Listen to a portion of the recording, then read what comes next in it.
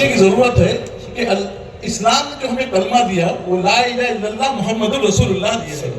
وہ صرف لا الہ الا اللہ نہیں دیا ہے، اللہ کی وحدانیت کا اقرار جو قبول ہوگا وہ رسول کی رسالت کے ساتھ قبول ہوگا، اور رسول کی رسالت جو قبول کی جائے گی وہ تمام خوبیوں کے ساتھ قبول کی جائے گی. صرف یہ زبان سے کہہ لینا کہ میں رسول اعظم صلی اللہ علیہ وسلم کو مانتا ہوں اور سرکار کی صفات کا انکار کرے، سرکار کو کہے کہ سرکار بڑے بھائی جیسے ہیں اور سرکار کی توحید کرے، تو اس رسالت کا کوئی اعتبار نہیں ہوگا، اور جب رسالت کا اعتبار نہیں ہوا تو توحید کا بھی اعتبار نہیں ہوگا. تو عقیدہ توحید حضور یہ ہوا کہ اللہ تبارک و تعالیٰ کو اس کی ذات اور صفات کے ساتھ یکتا اور تنہا بنانا. سبحان اللہ. اب میں حضرت مفتی شاہد رضا نجمی ازہری صاحب قبلہ کی خدمت میں ایک سوال عرض کرتا ہوں کہ ابھی حضرت نے کہا کہ ان اللہ علی کل شیء قدیر، کہ اللہ تبارک و تعالیٰ ہر چیز پر قادر ہے، تو اس کی قدرت کاملہ کیسی ہے حضرت بتائیں. السلام علیکم ورحمۃ اللہ تعالی وبرکاتہ. لک الحمد یا اللہ والصلاة والسلام علیک یا رسول اللہ صلی اللہ تعالی علیہ وسلم. اللہ رب العزت قادر مطلق ہے، ہر چیز اس کے دائرے اختیار میں ہے. اللہ کے صفاتی ناموں میں ایک نام قادر ہے، ایک نام قدیر ہے، ایک نام مقتدر ہے. جس کے پاس اختیار ہو، جس کے پاس غلبہ ہو، جس کے پاس طاقت ہو، وہ جب چاہے، جہاں چاہے، جیسا چاہے تصرف فرما دے. آپ کو حیرت ہوگی کہ اللہ رب العزت نے قرآن کریم میں متعدد مقامات پر اپنے قادر ہونے کا ذکر کیا ہے، اپنے قدیر ہونے کا ذکر کیا ہے. تقریباً 45 ٹائمز قرآن کریم میں لفظ قدیر آیا ہے. قدیر کا ورڈ 45 دفعہ قرآن کریم میں استعمال ہوا ہے. اور یوں ہی ایک سینٹنس ہے وَهُوَ عَلَى كُلِّ شَيْءٍ قَدِيرٌ، کہ اللہ ہر چیز پر قادر ہے. قرآن کریم میں یہ سینٹنس، یہ جملہ 9 بار استعمال ہوا ہے، 9 دفعہ استعمال ہوا ہے. تو اللہ رب العزت نے کثیر مقامات پر اپنے قادر ہونے کا ذکر فرمایا ہے. اور وہ ایسا قادر ہے کہ وہ جو چاہے کرے، اس سے کوئی سوال نہیں کر سکتا. لا يسأل عما يفعل وهم يسألون. اللہ سے اس کے اعمال کے بارے میں، اس کے کاموں کے بارے میں کوئی سوال نہیں کر سکتا.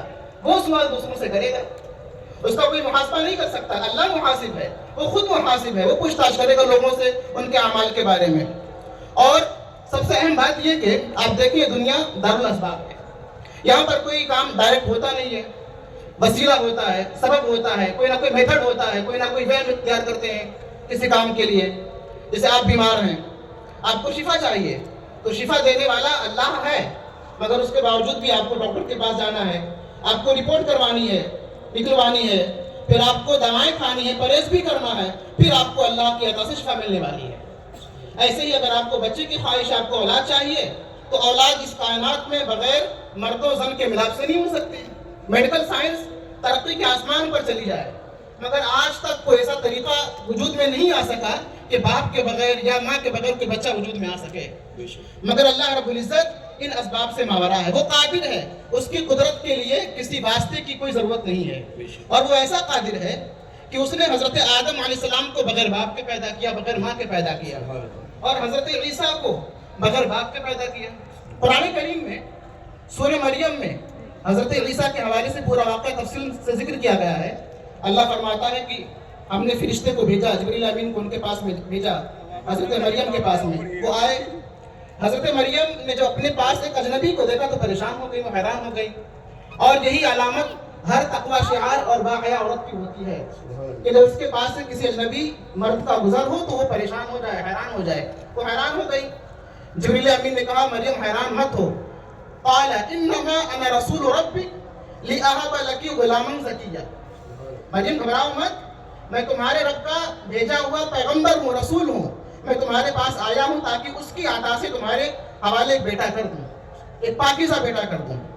اس کے بعد قرآن کہتا ہے حضرت مریم کے بعد میں علم میں بات تھی کہ دنیا دارالاسباب ہے، یہاں پر بچے کے لیے باپ کا ہونا ضروری ہے. تنہا عورت سے بچہ پیدا نہیں ہوگا. انہوں نے اپنی حیرت کا اظہار کیا اور کہا قالت ان یکون لی غلام ولم یمسسنی بشر ولم اکو بغیہ. فرماتی مجھے بچہ کہاں سے ہوگا، آج تک کسی بشر نے مجھے چھوا ہی نہیں، میں بدکار عورت ہوں، میں پاکیزہ عورت ہوں. جبریل امین نے کہا مریم یہ تمہارا معاملہ نہیں، اللہ کا معاملہ ہے. یہ دنیا والوں کے لیے امپاسبل ہے، مگر اللہ کے لیے کوئی چیز इम्पॉसिबल नहीं, हर चीज उसके लिए पॉसिबल है। फरमाते हैं क़ाल कज़ालिकी क़ाल रब्बुकी हुवा अलैया हय्यिन लिनजअलहु आयतन लिन्नास व कान अम्रन मक़दिया। फरमाते हैं कि ऐ मरियम, अल्लाह ने ऐसा ही इरादा फरमाया है कि तुम्हारे यहाँ बच्चा हो और बगैर किसी बाप के हो। सुभान अल्लाह, सुभान अल्लाह। और ये अल्लाह के लिए आसान है, अल्लाह के लिए आसान है। अल्लाह चाहता है कि तुम्हें बगैर बाप के बच्चा दे और दुनिया वालों के सामने अपनी कुदरत कामिला का इजहार कर दे। और कुरान फरमाता है कि हजरत मरियम के बतन से बगैर बाप के बच्चा पैदा होना ये अल्लाह की तरफ से मुकर्रर था। और अब मज़ीद देखें, कुरान करीम में हजरत सालेह अलैहिस्सलाम का जिक्र आया है, पैगंबर में। हजरत सालेह के साथ में सूरह शम्स में और दीगर आयात में उनकी ऊँटनी का जिक्र आया है। कुरान ने कहा कि नाक़तुल्लाह, जो ऊँटनी थी वो अल्लाह की ऊँटनी थी, क्योंकि वो ऊँटनी अल्लाह के खास फजल करम से पैदा हुई थी, अल्लाह की कुदरत कामिला के नमूने के तौर पर वजूद में आई थी। पैदा कैसे हुई?